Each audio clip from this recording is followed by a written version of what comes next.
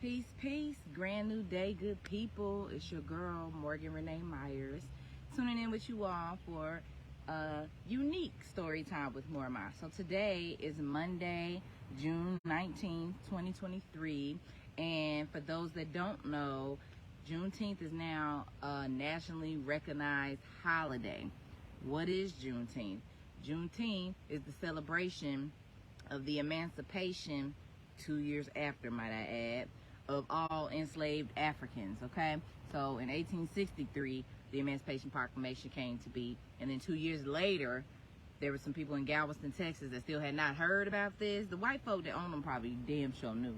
We had a civil war and everything about it. So I'm sure they knew. They just were enacting their right or their audacity and keeping folk enslaved. And so word got around that slavery was over, and yeah, so that's what we're celebrating. Now, when I first heard about Juneteenth, I think maybe about 4 or 5 years ago, I was pretty ecstatic. I'm hopefully gonna drop a tune later on. I went with me and some members of my tribe. I'm from Greensboro, North Carolina, and there's a college there called Guilford College, and they're known to be Quakers and abolitionists. The school has a high history of being involved with helping persons escape. They have an underground railroad. The college campus is part of the underground railroad. So I went and visited there with a group of my peers. We stood in a circle and we did something called a gumbo. And so I have this recording of me and my peers in a circle. And basically the gumbo just consists of everybody making a sound. So I might start off, boom, boom, boom, boom, boom, boom. The next person might go, so you got the boom, boom, boom, and then it's like a musical, we go all in a circle. So there's when I have my podcast up and running, The Exchange, I always have that as my intro, and whenever I get it back up and running, I'm going to continue to do so. So I'll probably drop that song later, the Juneteenth Gumbo. But like I was saying, when I heard about Juneteenth years ago, I was very excited. I'm like, it's a holiday for us, our independence, because 4th of July is not our holiday. We weren't free when the British, I gotta get my history together, whatever America was celebrating being free from, black people were still enslaved. So that's not our Independence Day. So Juneteenth is supposed to be enslaved black folks Freedom Day. Okay. How I feel about it now, when I think back on it, it kind of infuriates me a little bit. I am excited at the fact that it's nationally recognized in a sense, because it's like white people in the system get the profit off our pain. Now they get national holidays, so now the bank is closed down. All the things that happen on their other holidays, they get to embrace and take upon. And I just don't know how I feel about that.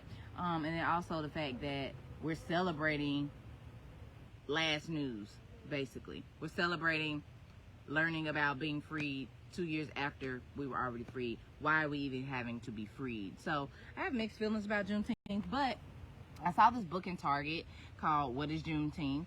And I guess it's simple enough that even a child could understand it, but I know a lot of us don't even understand it.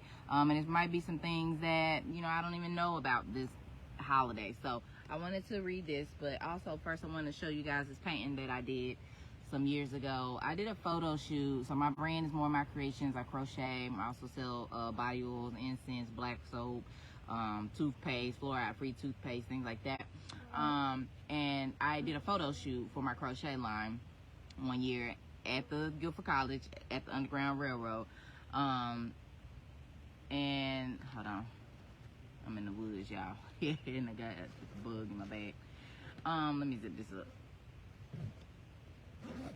Yes, and so I think I might have did this painting around that time. And I'm not necessarily an artist in that sense. I am creative, but this is just something that I don't know, was on my heart, on my mind. And so RBG, or red, black, green, are some colors that we like to associate with ourselves. I don't know if this came from like Marcus Garvey. I think he might have made a flag to represent us. I'm not sure. I gotta look at the history on where the RBG, the red, black, green colors came from. But I added the red, black, green, and the red, white, and blue to signify America and to signify, black folk. And then, the black man weeping, his eyes bloodshot from just all the pain. He's a target. And freedom, are we really free? And then America with 3 Ks. That may have been an influence from my peer, Brother T. Walker, who, when I initially met him, he had an album out called America the Zoo. Well, actually it's called Strictly for My Niggas, but he has a song on there called America the Zoo, and it has 3 Ks in it. So that might have been inspiration from that. But yeah, because you know the KKK been killing us. So yes, I'm going to get into this reading now called What is Juneteenth by Kirsti Jewell. Now it is spelled Kirsti, but you know some people be so fancy, they mamas be having other things in mind. Her name might be Christy, but we're gonna call her Kirsti because that's how it's spelled. So what is Juneteenth? Let's tune in. Hopefully the sun don't come and overheat my phone. That's why I'm up reading so early. What is Juneteenth? What is Juneteenth? June 19th, 1865. There had been whispers throughout Galveston, Texas, that a paper had been signed, a paper granting freedom to all enslaved people across the southern states. The people of Texas were the last to hear the news, and that had changed all of the United States. So there's some illustrations in here. And it was 1865, and black people had suffered under slavery for more than 200 years.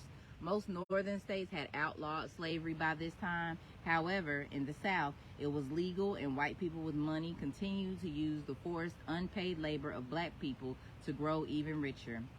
Although there are several different stories about what actually happened on June 19, 1865, the one that is most often told says that everyone in town, black people and the white people who'd enslaved them, were told to gather at Ashton Villa. It had been the headquarters for the Southern Army during the Civil War, a war fought for 4 long years between the northern and southern states. Some black people at Ashton Villa had hopes that the war might be over. For some time, the North seemed to be winning. Perhaps that explained why there had been sightings of the U.S. Colored Troops, or the USCT, a unit of black soldiers fighting with the Union Army, marching through Galveston. If the North had won the war, what would this mean for southern states, and most of all, for black people? Now Major General Gordon Granger walked onto the balcony overlooking the crowd. He read a handwritten note. Its official name was General Order Number 3, which summarized the famous document known as the Emancipation Proclamation. To emancipate people means to set them free. Like I said, I think this book was written so that children can understand it just based off the cover. So, y'all look that up, though. We can all learn something. General Order Number 3. Look that up, which is summarized the famous document known as the Emancipation Proclamation. If you never read it, check it out. See what your country has written about us. He said, the people of Texas are informed that in accordance with a proclamation from the Executive of the United States, President Abraham Lincoln, all slaves are free. Free. As soon as Granger said the word free, black people cheered and shouted in jubilee. They were full of joy because with one sentence, black people learned they were no longer the property of their white enslavers. The proclamation recognized them as free human beings. Got a picture of them celebrating.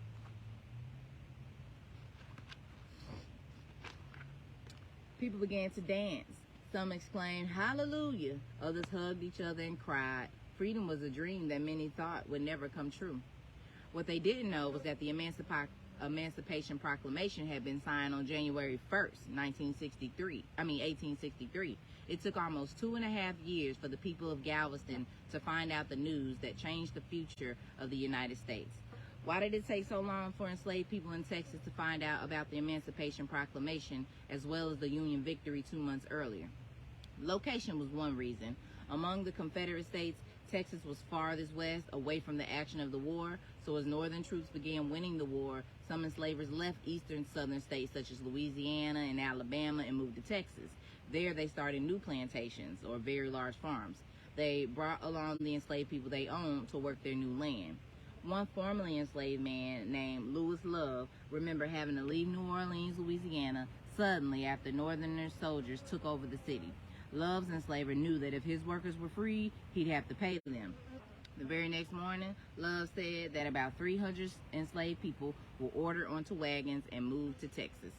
In Galveston and other parts of Texas, many white people had already heard about the Emancipation Proclamation. However, they purposely kept the news from enslaved people. They wanted to continue having free work for as long as possible. Bastards. All right, we got a little segment about Tempe Cummins. A formerly enslaved woman named Tempe Cummins always remembered the story her mother told of learning about her freedom. In 1865, Cummins' mother lived in Brookland, Texas. Brookland, Texas. It is almost 200 miles from Galveston. One day, she overheard a conversation between the husband and wife who held her in bondage. They weren't going to tell the black people that they were free until after another crop season or two were over. Cummins recalled that when her mother heard that, she slipped out of the chimney corner and cracked her heels together 4 times, shouting, "I's free! I's free!" Then she ran to the field and told all the other enslaved people, and they quit work. That was the end of slavery on one plantation. I know that's right, Tempe Cummins. Shoot, you ain't gonna have me enslaved longer just so you can get your crops done. Is these people crazy? They are. They are.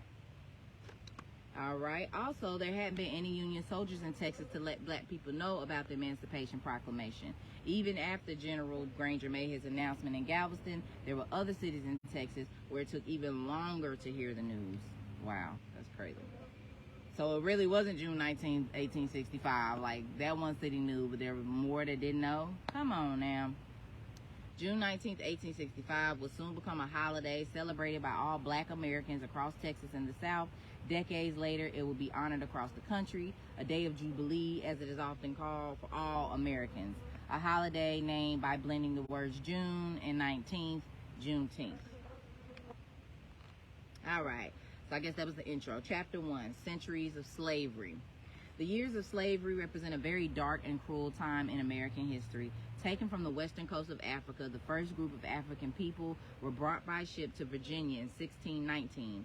Eventually, they were sold at auctions to wealthy white farmers to work on tobacco farms. Slavery existed in all the original 13 colonies in America, but many years before the Civil War, slavery had been abolished in northern states. In the South, black people were forced for long hours to do back-breaking work, picking cotton and planting tobacco. They cooked and cleaned for their white enslavers and took care of their kids, while their own children were also out working the fields. Y'all know the gist. Cotton picking, coming over on ships. Okay, it's going to talk about the Middle Passage. When people were kidnapped from Western Africa, they were forced onto ships that made the difficult voyage across the Atlantic Ocean. This voyage is known as the Middle Passage. The journey was long and grueling, taking many weeks, sometimes months. Ships carried up to 600 people, chained in extremely tight quarters. There wasn't even enough space to stand up, so people spent the voyage lying side by side. They were fed a little water and boiled rice, just barely enough to keep them alive. Some kidnappers let their captives out onto the deck of the ship for fresh air for short periods of time, but in many cases, the African people spent the entire voyage below deck, where it became extremely dirty. People often died from disease, and some were killed. In fact, historians say that up to 2 million people died during the Middle Passage, and if they made it to America, what awaited them was enslavement. Any children born to enslaved people were automatically enslaved themselves. They were given scraps for food. If you see this smoke billowing, is incense that I have around me. Any children born to enslaved people were automatically enslaved themselves. They were given scraps for food and rags for clothes. They were not allowed to learn to read or write. What happened if they didn't do as they were told? They were often severely beaten. As punishment, families might be broken up. Enslavers will often sell parents or their children to other plantation owners across the South. People often wonder, why didn't enslaved people run away? Many did. In fact, around 100,000 people escaped from slavery, but it was very difficult and dangerous to reach the North. If people were caught, it could result in torture or death.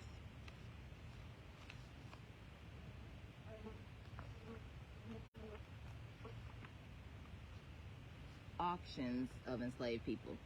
Before an auction, this is traumatizing to read, and trigger warning, I do apologize, but I'm just trying to get to the gist of what Juneteenth is if they have more facts outside of the slavery ones. Auctions of enslaved people. Before an auction, enslaved people could be held in a private jail for days or weeks. When it was time for them to be auctioned off, they stand one after another on the auction block. Their strength and other abilities will be described by the auctioneer, and the person was sold to the highest bidder. Oftentimes, enslaved families was broken apart and sold so quickly they didn't even have the chance to say goodbye. Family was one of the few things that brought comfort to people during slavery. So when mothers or fathers or children were sold away, it was even more heartbreaking. I can only imagine. When Abraham Lincoln became president in 1861, enslaved people and abolitionists were hopeful. Abolitionists were people, both white and black, who fought to end slavery. Many lived in the North. Lincoln was known for being against slavery. Plantation owners feared that he was going to make owning black people illegal. After Abraham Lincoln became president, 7 southern states seceded. This means to separate from the United States. They formed their own country, the Confederate States of America. Lincoln said states couldn't do this, and war broke out. Then 4 more southern states joined the Confederacy. Why didn't these states want to remain in the Union? They wanted to keep slavery. They feared that Lincoln would abolish it.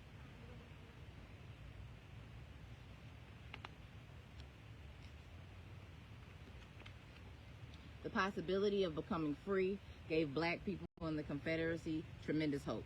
Lincoln's first step toward universal freedom was the Emancipation Proclamation issued on January 1st, 1863. Why didn't he use it to free all from bondage? Lincoln was a practical politician. The border states, Kentucky, Delaware, Maryland, Missouri, and West Virginia, still allowed slavery. However, they chose to stay in the Union and didn't join the Confederacy. Lincoln was desperate to keep them from ever succeeding, so as not to anger white people in these border states, Lincoln did not free the enslaved people living there. However, all the enslaved people in the Confederacy were suddenly free. They left plantations in great numbers, and many worked for the Union cause though the living conditions were terrible. Did I read that correctly? He was a practical politician. The border states, Kentucky, Delaware, Maryland, Missouri, and West Virginia still allowed slavery. However, they chose to stay in the Union and didn't join the Confederacy. Lincoln was desperate to keep them from ever succeeding, so as not to anger white people in these border states, Lincoln did not free the enslaved people living there. However, all the enslaved people in the Confederacy were suddenly free. So what? I didn't know that. So everybody wasn't free. What? Let me read on. This is pissing me off. Abraham Lincoln and slavery. Abraham Lincoln was president from 1861 until 1865. He was shot and killed by a man loyal to the Confederacy right after the war ended. Although Lincoln believed slavery was wrong, he didn't think that black people were equal to white people. He believed the two races were too different to live together. At one point, Lincoln thought about sending all black people to a country in Africa called Liberia. However, this idea greatly offended many abolitionists. They said that it was unfair and wrong to send black people away from a country they helped create. In the end, Lincoln dropped this plan. First came the Emancipation Proclamation, which freed all enslaved people in the Confederacy. Right after the war ended, freedom was granted to all black people in the United States, no matter where they lived.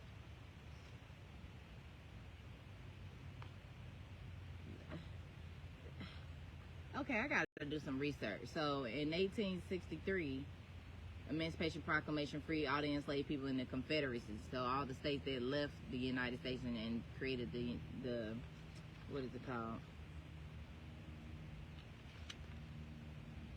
So you had the United States of America, then you had the Confederate States of America, which are the states that broke off from the United States because they still wanted to do slavery.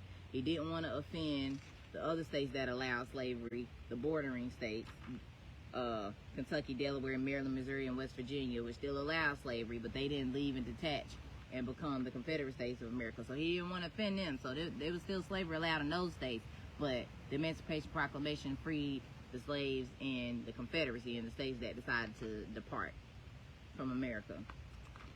So they were freed in 1863, even though Texas didn't hear about it till later. But then everybody was free from the bordering states and the states that broke apart in 1865. I gotta do some research, because what was the point of the Emancipation Proclamation if it only freed certain people in certain states? I'm so over this. All right. On August 20th, 1862, President Lincoln wrote to an editor of the New York Daily Tribune. He stated, "If I could save the Union without freeing any slave, I would do it. And if I could save it by freeing all the slaves, I wouldn't do it. What I do about slavery and the colored race, I do because I believe it helps save this Union." What?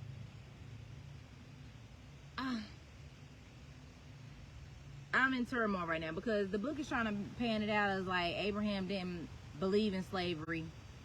The people that broke away and formed the Confederate United States that broke off did so because they or a lot of people didn't like Lincoln because they feared he would end slavery. But then you turn around and say, if I could save the Union without freeing any slave, I would do it. So you're not a proponent of not believing in slavery. If you would say something like that out your mouth, and then they say he didn't agree with slavery, but he didn't think black and white people was equal. He was gonna send black people back to Liberia. What? Let me move along, finish this book. Chapter 2, Fighting for Freedom. In 1863, with hopes of strengthening his army, President Lincoln allowed black men to fight for the Union. By the end of the war, around 198,000 black men served in the military, with 25 winning the Congressional Medal of Honor. Among them was William H. Carney. William H. Carney, born February 28, 1840 through December 9, 1908. William H. Carney was born in Virginia and spent his childhood enslaved. Along with his family, he moved to Massachusetts, where they were free. In February 1863, Carney joined the all-black 54th Massachusetts Infantry Regiment of the Union Army. A month later, he was promoted to sergeant. In July, after a battle his unit lost in South Carolina, Sergeant Carney managed to rescue the Union flag. He was the first African American to perform a Medal of Honor action, and on March 23, 1900, he received the Medal of Honor for his military service. Like white women, black women could not become soldiers, but they made uniforms and blankets for Union soldiers. They were also nurses and spies. One famous spy was known as Mary Bowser. Bowser kept her true identity unknown by using many aliases. Aliases are fake names. Bowser was a free black woman who was part of a spy ring led by white abolitionists named Elizabeth Van Lew. Bowser worked as a servant for Van Lew, but because it was illegal to be black and free in Virginia, she had to pretend she was enslaved. In order to help the war efforts, Van Lew hired Bowser out as a servant to Jefferson Davis. He was the president of the Confederacy. While cleaning Davis's home, Bowser found battle plans and memorized them. Then she got the information to Van Lew, who passed it along to the Union Army. Women who worked as spies were a huge help in winning the war. The Union finally won the Civil War on April 9, 1865. However, it would take another 2 months for the black people of Texas to learn the news. Now the question to answer was, what would they do with their newfound freedom? Chapter 3, Newly Freed. Among newly freed people, there were some who stayed where they'd been enslaved. Why was that? Well, they understood how to farm the land where they lived so many years. Now they hope to support themselves by working on it as sharecroppers. Sharecroppers farmed a piece of land that in many cases had once been owned by enslavers. They still didn't own any of the land. In exchange for their labor, sharecroppers were given a place to live, maybe just a shack. They were also given some farming tools, and they got to keep part of the crops they grew. It was a very hard life. So they still was basically enslaved to themselves now. Many people consider sharecropping almost like another form of slavery. Still, some sharecroppers were happy to have their independence and no longer be enslaved. Many other formerly enslaved people left their plantations right away. They wanted to leave their old life behind. They moved to cities where there might be more job opportunities. Some groups formed their own communities, known as freedmen's towns. These towns sprang up across the United States from New York to California. And this is an example of a freedmen's town. A lot of the freedmen's towns were in Texas. Often the first building to go up was a church, then after that a school. Freedmen's towns had their own businesses, including grocery stores and barbershops. Besides their belongings, people brought their beloved traditions with them as well, like Juneteenth. Some black people moved to cities and towns to look for lost family members. They went to the state where their loved one had been sent. People put "Have you seen" notices in black newspapers. Many spent years and even decades searching in the hope of being reunited. On June 14, 1883, a woman named Polly McCrae put a notice in a Louisiana newspaper called the Southern Christian Advocate. It said, "I wish to inquire for my children. Balaam was the oldest, Winnie the youngest. Annie came to Texas and is dead. Balaam was sold to Gilbert Shivers in Simpson County, Mississippi on Silver Creek. I was sold to his cousin Henry Berry and was brought to Texas by James Oatman. My name when I left there was Polly Shivers. I have not seen or heard them since the war." Heartbreaking stories like Polly McRae's explain why celebrating as a family quickly became an important part of Juneteenth traditions. Some would gather near the last place where their relatives had been known to live. Today, family reunions remain an important part of Juneteenth. That's beautiful. This makes me want to call some of my family and get my family tree, because I don't know a lot of my family on my mother's or father's side, and a lot of the elders are still living. I just didn't grow up knowing them due to the trauma my mama went through and not fooling with the family, and then my dad and our situation growing up, and yeah, so this made me want to call. And then I met somebody the other day with the last name Myers, spelled like mine, Myers, and he said his people was from Savannah, Georgia, and my Myers family is from Philly, but ain't no telling. But it's very rare that I find somebody with my last name out here. All right, chapter 4, early celebrations. Juneteenth could have been a day of sadness and regret.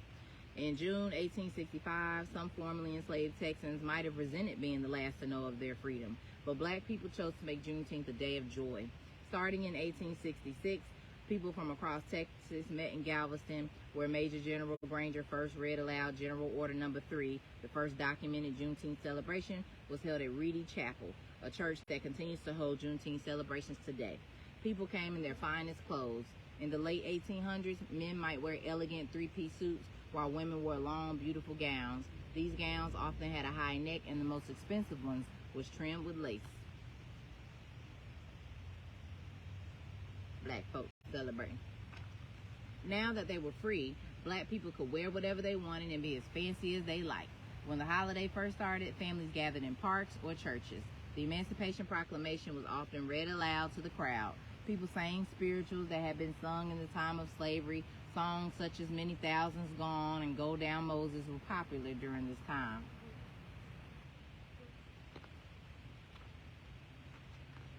Spirituals.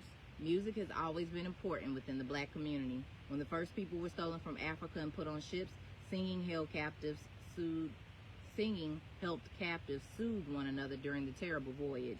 Years later in the American colonies, themes from the Bible were often part of the songs that became known as spirituals. Slower spirituals about hard times were known as sorrow songs, while upbeat ones expressing joy were called jubilees. There were also songs with secret messages. These coded songs might tell others that there was an opportunity to escape. For example, in Swing Low, Sweet Chariot, the Sweet Chariot may have seemed to be about reaching heaven, but when sung on plantations, it was often believed to be code for the Underground Railroad. The Underground Railroad was not an actual railroad, but a system of people and secret locations that helped the enslaved escape bondage. So spirituals helped many reach freedom. Parades have also been a big part of Juneteenth. At the first celebrations, black soldiers who fought in the Civil War would ride in front on horses decorated with ribbons. As years passed, the oldest living person who once been enslaved was honored. These elders told stories of what their lives had been like. They were celebrated for their wisdom and their strength after having survived such brutality. One thing is for sure, you can't have Juneteenth without delicious food. In fact, it has become a custom to serve certain foods. What kinds? Strawberries, red velvet cake, watermelon, barbecue, and red punch. You may have noticed that all the foods just listed are deep red. This isn't a coincidence. The color red represents the bravery and endurance of enslaved people. Red also symbolizes the blood that was shed by black people in their fight to be free. Baseball games, fishing, and sometimes rodeos are common Juneteenth activities. At night, fireworks may explode in the sky. Does this make Juneteenth seem like July 4th, America's Independence Day? July 4th celebrates Americans declaring freedom from the British. Well, the two holidays are very similar. The biggest difference is that Juneteenth celebrates the day when everyone living in America became legally free. Chapter 5, Claiming Space. Long after all black people were free, often they were still not treated as equals. Even celebrating Juneteenth would soon be a challenge. But do you think this stopped black people from seeking equality or making them give up Juneteenth? Absolutely not. From Galveston, Juneteenth spread to other parts of Texas and then beyond. Yes, sometimes white people would kick groups out of public parks or refuse to rent out spaces for their events. However, even if they could only find a tree to gather under, that's where black people would celebrate Juneteenth. It had not always been this way. Right after all enslaved people were freed, the United States government granted them some of the same civil rights as white people. This was a period called Reconstruction. Black men could vote and serve in public office. 2 black men became U.S. senators. Black people were starting their own businesses. This angered a lot of white people. Then Jim Crow laws were put into place by the end of the century. This meant that African Americans faced more restrictions on how they lived. This is why it became so difficult to hold events for the Day of Jubilee. In 1872, a group of formerly enslaved black men came together in Houston and made plans to keep Juneteenth alive and well. We're going to celebrate now. That's one thing we're going to do. Jim Crow laws. Jim Crow laws were created in the South in the late 1800s to keep non-white people apart from white people. This is called segregation. To segregate means to separate. All public places became segregated. There were white-only restaurants, hotels, schools, public bathrooms, even water fountains. If people of color were allowed in the same building as white people, they had to use a separate entrance. Jim Crow laws were enforced in the South for decades. That's crazy. Hold on, let this plane go by. All right. Their names were Reverend Jack Yates, Reverend Elias Dibble, Richard Allen, and Richard Brock. Instead of asking white people to give them space to celebrate Juneteenth, why not purchase their own piece of land? The men pulled their money together. Sue. That's not in the book. That's me. Pulling our money together between $800 and $1,000, which was a lot of money back then. With it, they bought 10 acres of land in Houston's 3rd Ward. They named this piece of land Emancipation Park. Yes, Yates, Dibble, Allen, and Brock. Okay.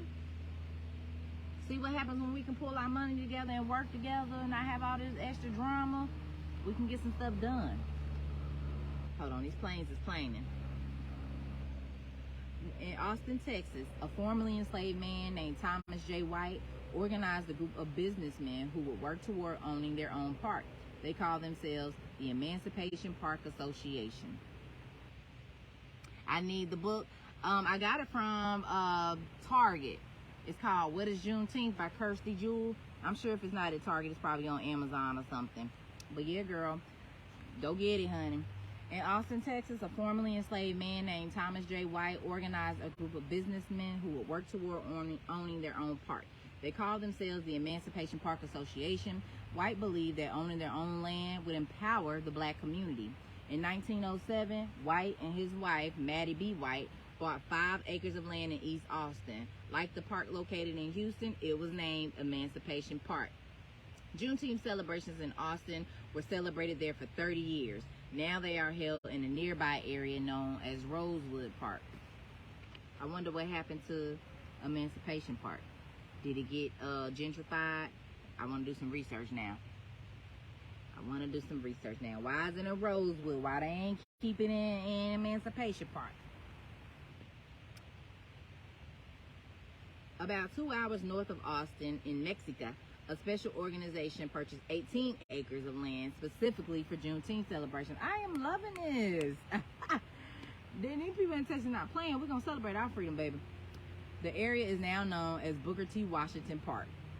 Black people have been celebrating their Freedom Day there since emancipation. Ralph Long, a black politician from the community, was known for giving speeches from the back of his wagon to an audience of 20,000 people. Okay, better get that speech, baby. So, despite Jim Crow laws in the South, black people found ways for Juneteenth to remain an ever-important part of their history. However, many others chose to leave the places that had always been called home and head north, hoping for a better life.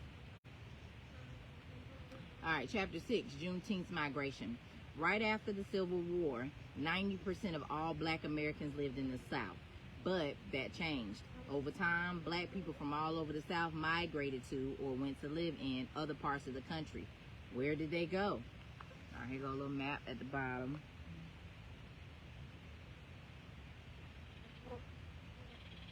Okay.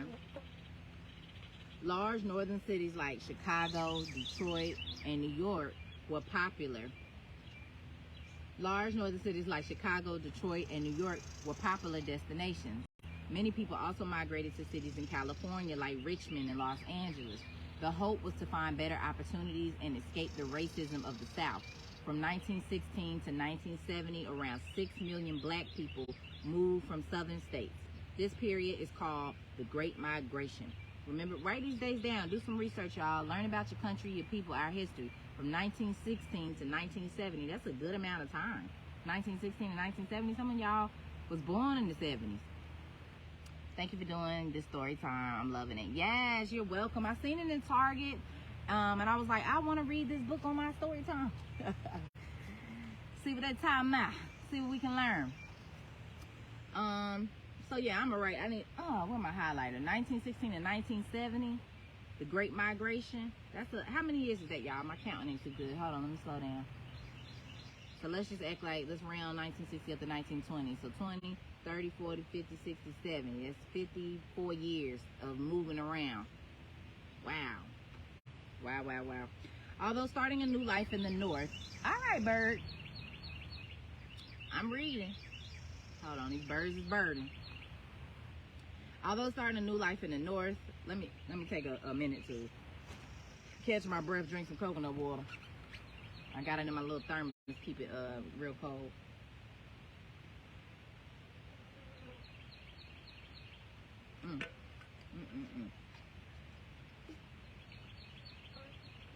All right. Although starting a new life in the North, black Southerners brought along their cultural traditions, including soul food, blues music, and cowboy hats worn by Texans. Through the Great Migration, Juneteenth was also brought to new places across the country. In general, black Texans moved to the West Coast. It was easier to travel to cities such as San Francisco and Portland, as well as Denver, slightly north, than to East Coast cities. Once one family member settled into a new place, others would follow. Soon there'd be thriving black communities along the West Coast. In 1915, a boy named Wesley Johnson Sr. and his mother moved to Beaumont, Texas, to San Francisco, California. Their home was in the Fillmore district, where black Southern migrants were quickly creating a community booming with music, art, and delicious food. Let me rewind that. 1915, a boy named Wesley Johnson Sr. and his mother moved from Beaumont, Texas, to San Francisco, California. Their home was in the Fillmore district, where black Southern migrants were quickly creating a community booming with music, art, and delicious food. Later in life, Wesley became a very successful businessman, and in 1945, he organized the Juneteenth celebration on Fillmore Street in San Francisco. Okay. Also in 1945, Clara Peoples brought Juneteenth to Portland, Oregon. Peoples was born in Oklahoma and moved to Portland to work at the shipyards during World War II. A shipyard is where ships are built. During the World War II, many black women were able to get these jobs because so many men were off fighting in Europe and the Pacific. Peoples was surprised to learn that Juneteenth wasn't celebrated in Portland. So she taught her co-workers about Juneteenth and celebrated with them.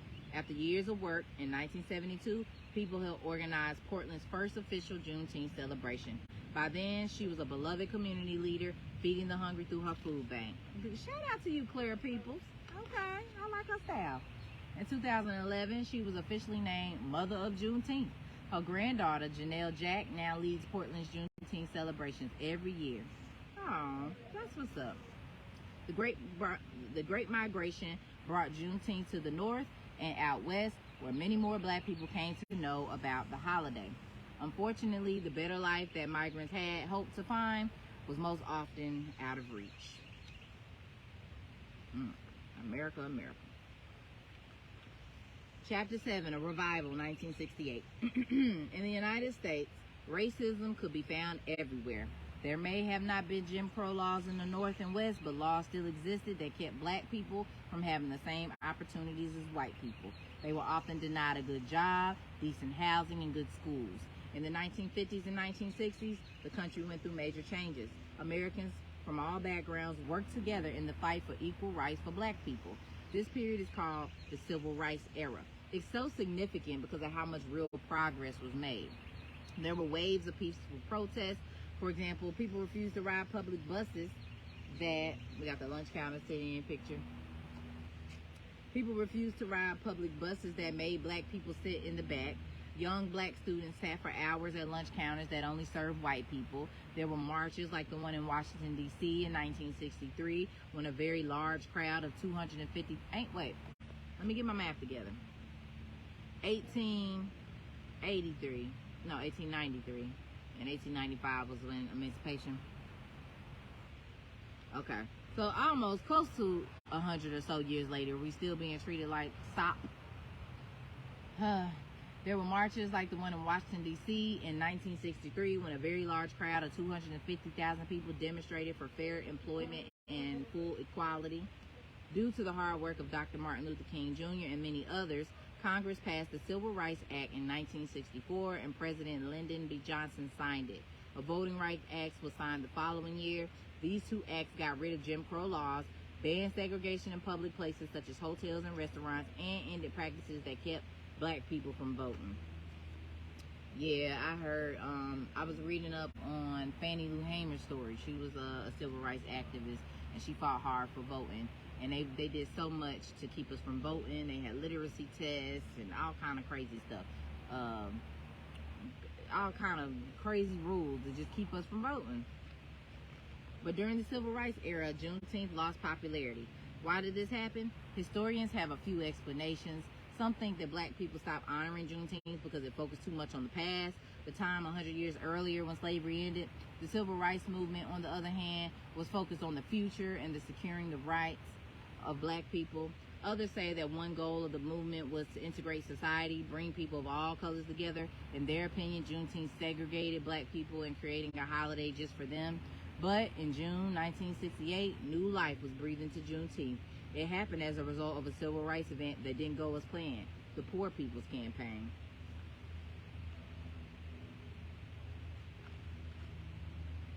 The Poor People's Campaign was the idea of Dr. Martin Luther King Jr. A large, multiracial group of people would march to Washington, D.C. again. This time, the demand was for more programs that would help all poor communities, people who didn't have enough money for food or a decent place to live. Tragically, before the trip to Washington could take place, Dr. King died. On April 4, 1968, a white man shot and killed him on the balcony of a motel in Memphis, Tennessee. Dr. King's death shook the nation, but it didn't stop his plans. His wife, Coretta Scott King, who was also a leader in the movement and fellow activist, Reverend Ralph David Abernathy, headed up the Poor People's Campaign. I love that. I love that the dream or the plan didn't die with him, that there were other people that could step in and still fulfill what was to take place. I love that. On May 13th, 1968, 3,000 people from all racial backgrounds, white, indigenous, Asian, Latinx, and black people, set up tents side by side along the National Mall in Washington, D.C. Okay.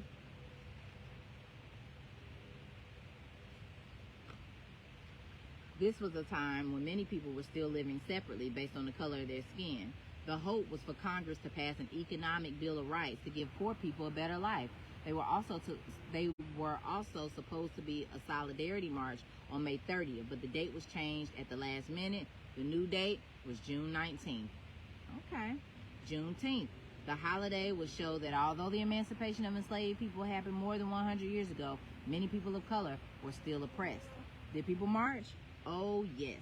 On Juneteenth, 1868, more than 50,000 people joined the Solidarity March. Mrs. King spoke to the huge crowd at the National Mall about the sickness of racism, the despair of poverty. Unfortunately, Congress did not pass an economic bill of rights, but not all was lost.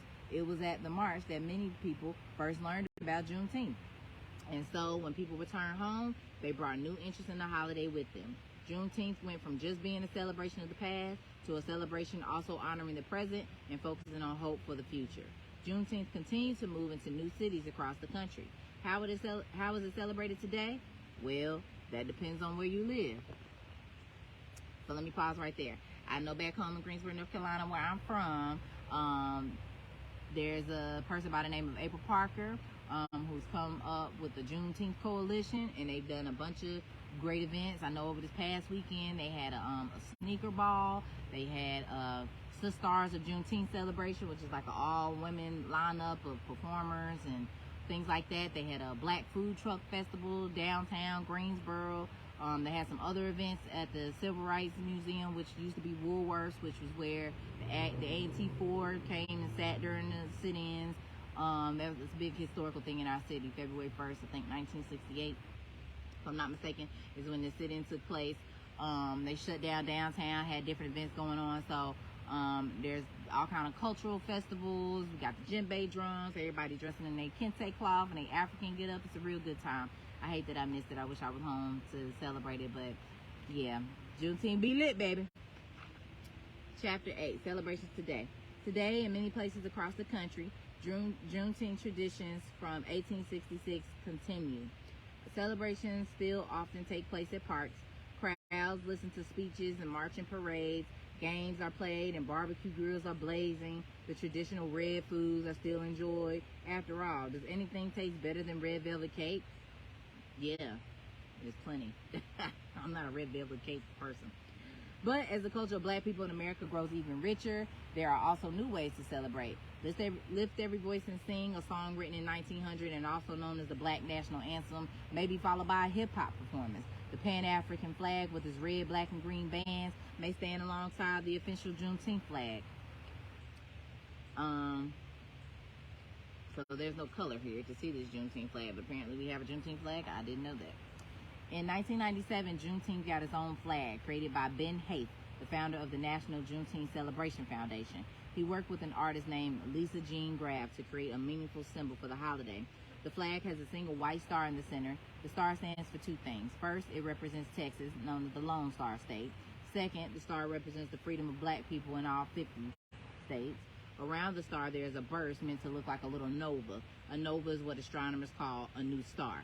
The burst symbolizes a new beginning for black people in Texas. The curve in the middle of the flag represents a new horizon. It signifies that new opportunities lie ahead for black Americans. The Juneteenth flag is red, white, and blue. Why? Sharing the same colors as the American flag. It's a reminder that those who were enslaved as well as their descendants are indeed Americans. In 2007, June 19, 1865 was added along the right side of the flag to record an all-important date. Okay, didn't know that. Learn something new. If you're in Fort Worth, Texas on Juneteenth, you may find yourself at a Miss Juneteenth contest. These contests offer a way for young black women to learn about their past. Contestants write essays about black history and bring awareness to causes that are important to them. Winners receive a scholarship to help with the cost of college.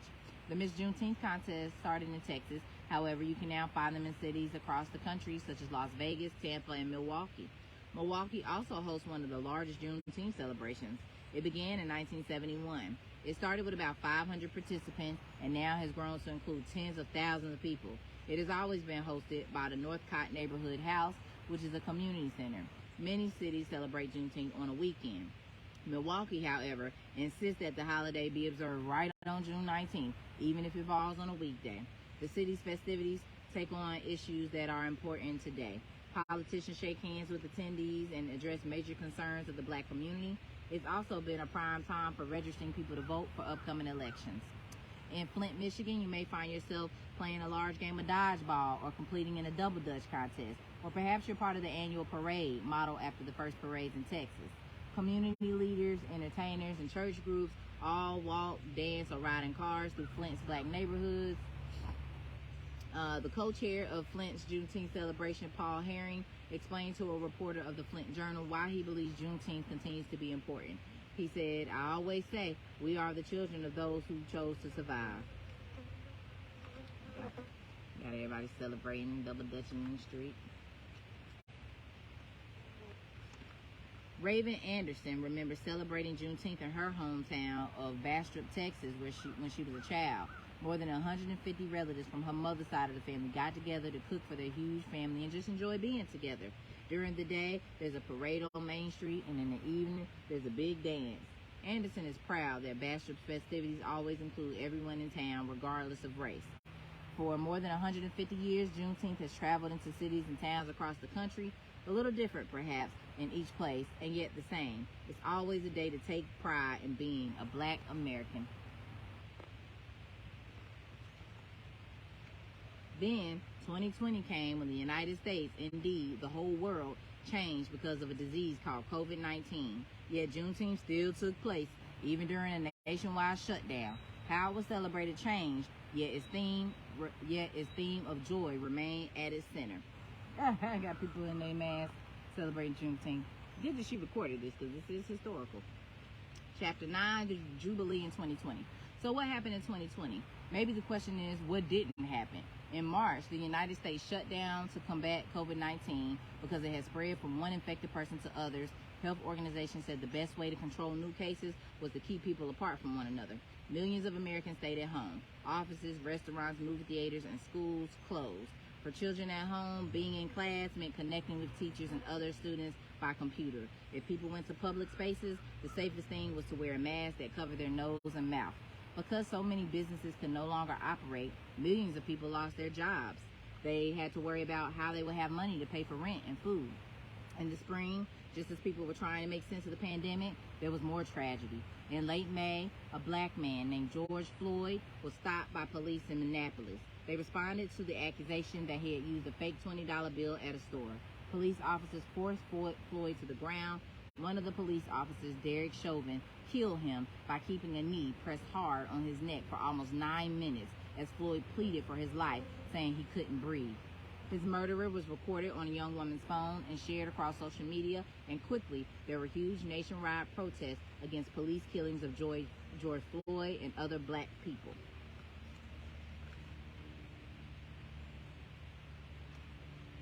Earlier in the year, a black woman named Breonna Taylor was shot dead by police as she slept in her bed. And a black man named Ahmaud Arbery was pursued and fatally shot while jogging in Georgia by 3 white men. These killings were brutal reminders that although slavery was long over, black people couldn't live their lives free from dangers that white people never had to face. Although the pandemic of 2020 was still raging, the murder of black people couldn't be ignored. And so, in response, black people of all races and backgrounds put on their masks and marched through cities such as Louisville, Minneapolis, Oakland, such as Louisville, Minneapolis, Oakland, and Detroit. Black people fighting for their safety and for fair treatment is not new. So why did this moment feel so different? Well, this time it seemed like more people, no matter their color, were paying attention. Many parents of all backgrounds were having conversations with their children about the history of racism in this country. On Juneteenth 2020, protests were still going strong. There was a larger, louder conversation happening about racism. Why was a greater percentage of black people getting COVID-19 than white people? Were doctors giving the same care to black people as white people? Juneteenth was getting more attention because while it celebrated freedom, it also raised an important question. Were black people truly equal in the United States? You know we're not. In Prospect Park in Brooklyn, people of all races used Juneteenth to go on a bike protest in honor of Black Lives Matter. BLM is an important organization created in 2013 by Opal Tometi, Alicia Garza, and Patrice Cullors, working for racial justice, often through protests that put pressure on the U.S. government. Now, there's different facts and thoughts on BLM. I would say look up Candace Owens' exposure of the BLM. It's a lot more tied to it. A lot of their money go to a lot of other causes. Mostly, this is Pride Month, so a lot of it goes to like a lot of gay and trans organizations, sex work, things like that. You would have to watch that. I can't remember the name of it, but just look up Candace Owens exposed Black Lives Matter. I think it's on Netflix. And she pulled up a lot of receipts, so I would want to watch it again just to look up some of the things that she mentioned. But it kind of makes you look sideways, like if you're a part of the LGBTQ community, it could mean the world to you. But and I do understand. Let me say this and move forward because I ain't trying to make this about that. I do understand that even if you're not a part of that community, as black people, we still have to work together. They're still in our community. Our LGBTQ family is still black. They're still a part of our family. But I don't think that a movement being advertised as a Black Lives Matter movement, if the focus is just mostly or geared toward LGBTQ or like trans and sex work, like if the money not being directed to everybody, not just because you gay and you a sex worker, but because you black and you got locked up for some shit you didn't need, like I feel like the money and the fight or whatever should be for the whole cause, not just for certain sectors of black people. So just saying that to say, I'm not saying it's a good or a bad movement. I'm just saying there's more to it than meets the eye. All right. So meanwhile, only a couple of miles away in Fort Greene Park, hundreds met with their masks on and enjoyed music. Many attendees had been protesting only days before, but now took time to celebrate and focus on joy, like at the earliest Juneteenth gatherings. Due to the pandemic, many cities such as Denver and Portland held Juneteenth events online. Houston replaced its usual parade with a virtual one. Concerts and readings of the Emancipation Proclamation were enjoyed via a computer in people's homes. The Black Lives Matter founders. And y'all know what 2020 was like. Boy, I'm so over Zoom. A family night. Family might have a barbecue or watch a movie about Black history. It wasn't the same kind of celebration with large groups together in person, but it was still the same important holiday. With new energy directed toward Juneteenth and more attention paid to it, people started to wonder why Juneteenth wasn't a national holiday. In 2020, the governors of Massachusetts, New Jersey, New York, and Virginia made it a state holiday. Companies like Twitter, Nike, and Target gave their employees the day off on Juneteenth for the very first time. If July 4th was a national holiday, a day that recognized some Americans' independence, shouldn't there be a holiday for the day that everyone became free? Chapter 10, officially Juneteenth. Although celebrated since 1866, Juneteenth wasn't recognized by a state government until 1980. Which state do you think was the first to do so? Texas, of course. Al Edwards made it happen. Edwards served in the Texas House of Representatives from 1978 until his death in 2020. He introduced a bill in 1979 that he hoped the state government would pass to make Juneteenth official. Some people, however, chose not to join his efforts. A black minister known for leading huge Jubilee celebrations did not help Edwards. He, like many others, didn't think that Texas lawmakers would take the bill seriously. Also, at the same time that Edwards was working on the Juneteenth bill, others were trying very hard to make Martin Luther King Jr.'s birthday a federal holiday. A federal holiday means the day is recognized by the U.S. government and all government offices are closed. The U.S. government had yet to honor any black American in this way, which trying to make both days an official holiday be too distracting. There were worries that the holidays were competing against each other. Edwards, however, believed that both days should and could be honored. Following the spirit of the formerly enslaved, Edwards never gave up. In 1980, Juneteenth became a state holiday in Texas. For all his work, Edwards earned the nickname Mr. Juneteenth. Martin Luther King Jr. holiday, MLK Day. After Martin Luther King Jr. was killed in 1968, Coretta Scott worked with lawmakers to make his birthday a holiday recognized by all 50 states. In November 1983, President Ronald Reagan signed a Martin Luther King Jr. Day bill, making it a federal holiday. MLK Day was celebrated in 1986 for the first time as a federal holiday. Still, each state decided whether or not to take part in the holiday. It took until 2000, 32 years, before every state joined in recognizing it. Dr. King's birthday is January 15th, but the holiday is always on the third Monday in January. From then on, all government offices were to close on MLK Day, as well as all public schools. The day honors the hard work Dr. King did for everyone, not only black people in the United States. The hope is that people won't simply take the day off, but will get involved with their community, perhaps by working in a neighborhood garden to help further the cause of service and equality in America.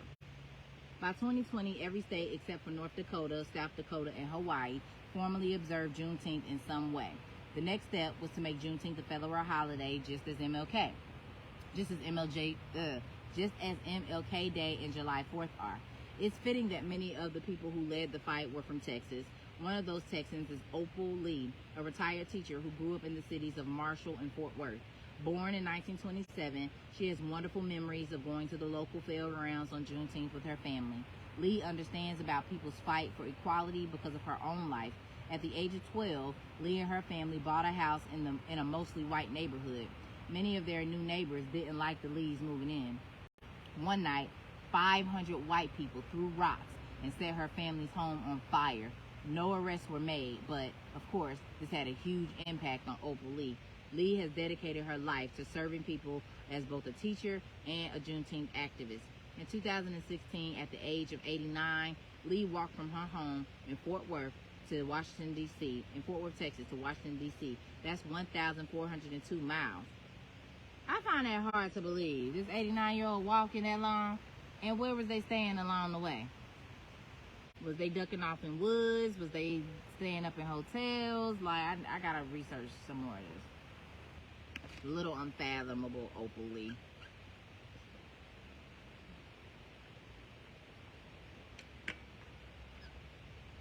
Little Unfathomable. And what does all this walking do? What? I never understood that. Marching that distance for what? To get national attention? I don't know. All right. Oh, it's going to tell me on the next page. She did this to bring attention to Juneteenth and her goal of making it a federal holiday. Each day, she walked 2.5 miles to symbolize the 2.5 years it took for the news of emancipation. Oh, it took us some time to get there. And that's good for you, Opal. Yeah, she ain't need to be walking too long. 2.5 miles is good enough. And she go sit down somewhere. All right. So she did this to bring attention. Okay. Each day she walked 2.5 miles to symbolize the 2.5 years it took for the news of emancipation to reach enslaved black people in Galveston. Another supporter determined to make Juneteenth a national holiday is Texas Congresswoman Sheila Jackson Lee. Every year, Jackson Lee tried to get Congress to pass a bill that will make Juneteenth a federal holiday. The bill is called the Juneteenth National Independence Day Act, and as of 2020, it was supported by more than 80 other members of Congress. In 2020, she told a reporter from Time magazine, one thing about national holidays, they help educate people about what the story is. What Lee means is that more will learn about Juneteenth and its importance to all Americans. In 2021, all the hard work of Congresswoman Jackson Lee, Miss Opal Lee, and many others paid off.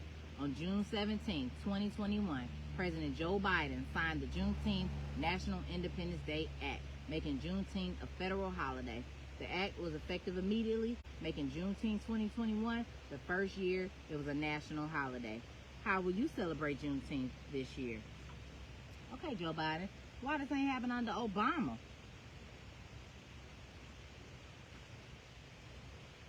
All right, and then got some facts in the back. Timeline of Juneteenth. In 1619, first enslaved Africans brought to Virginia. 1860, South Carolina secedes from the United States. 1861, 10 other states secede. 1863, President Lincoln signs the Emancipation Proclamation. 1865, the Union Army wins the Civil War. General Gordon Granger reads General Order No. 3 in Galveston, Texas. 1866, the first Juneteenth is celebrated.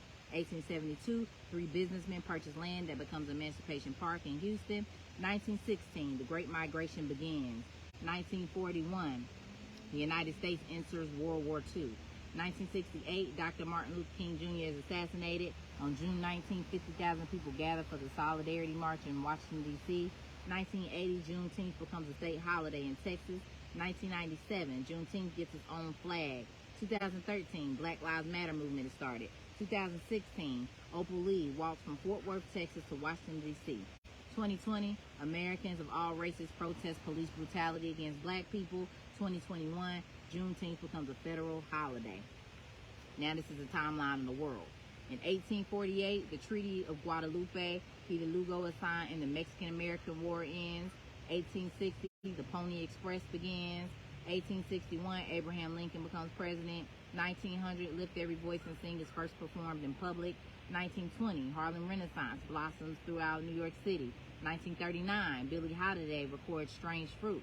1957, Ghana becomes independent from British rule. 1961, President Barack Obama is born in Hawaii.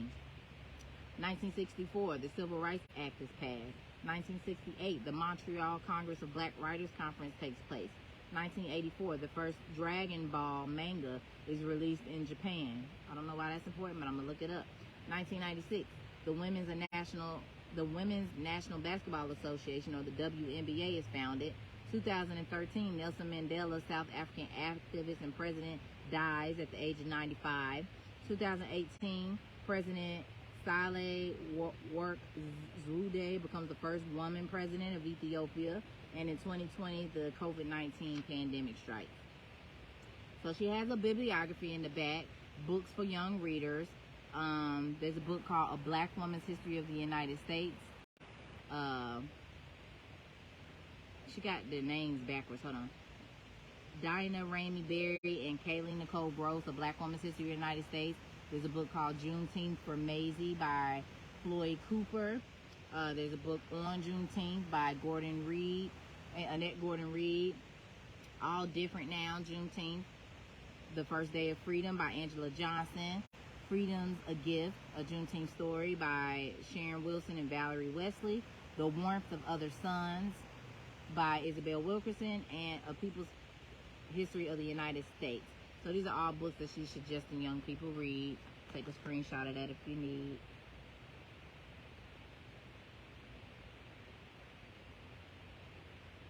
All right. And then there are different pictures here. I guess for the cost that it takes to print in color, she chose to go with black and white. So we got a Juneteenth celebration in Philadelphia, Pennsylvania in 2018, and the Juneteenth flag.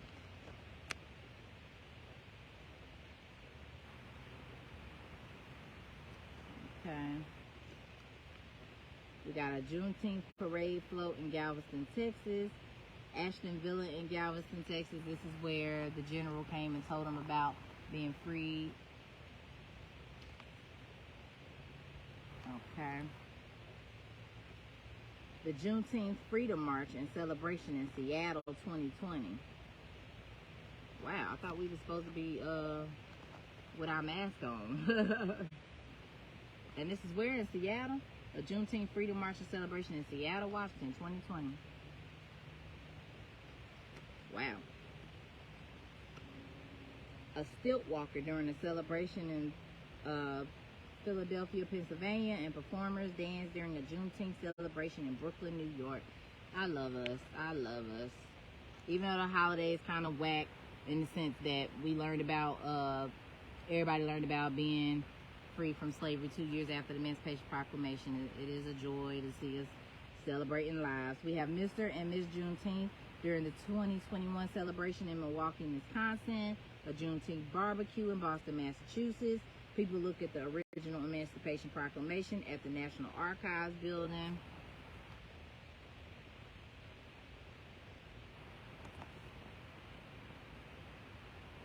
We at the end of this book if you're just tuning in.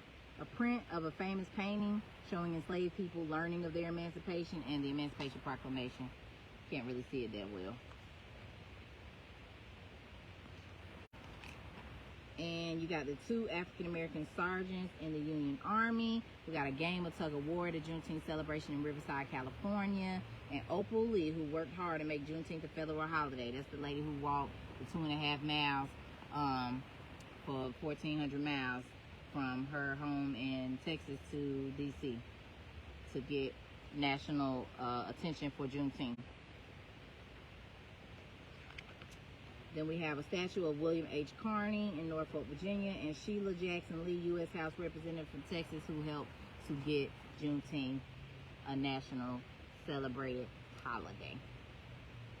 Okay, and last but not least, President Joe Biden signs the legislation to make Juneteenth a federal holiday in 2021. Shout out to you, Joe.